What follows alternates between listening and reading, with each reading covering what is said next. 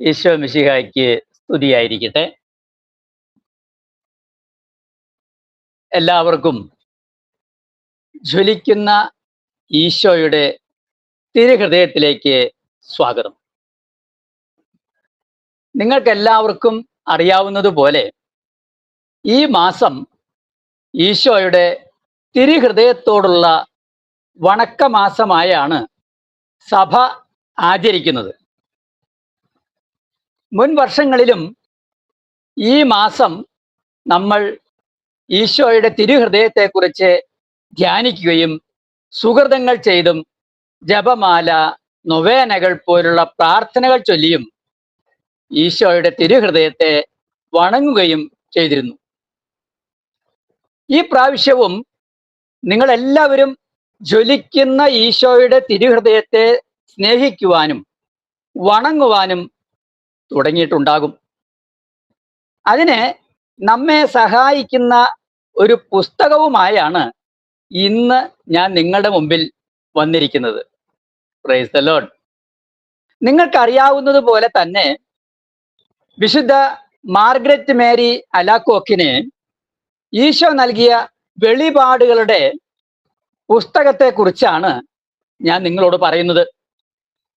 ഇന്നു മുതൽ ഈ പുസ്തകത്തിലൂടെ ഈശോയുടെ തിരുഹൃദയത്തെ നമ്മൾ ധ്യാനിക്കുകയാണ്.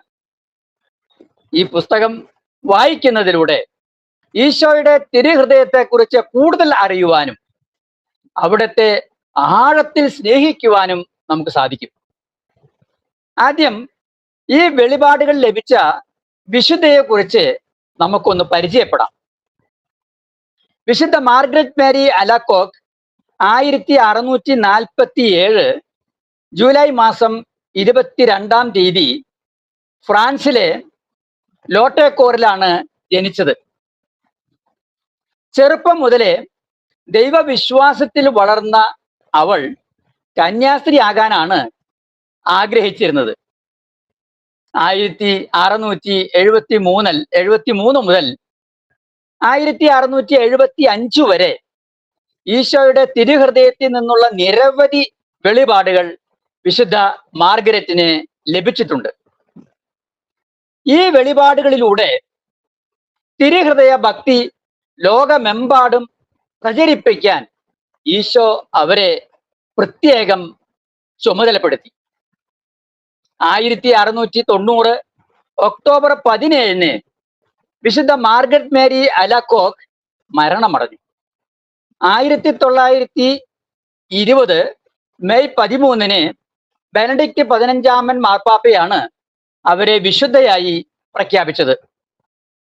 ഇനി ഈ പുസ്തകത്തെ നമുക്കൊന്ന് പരിചയപ്പെടാം.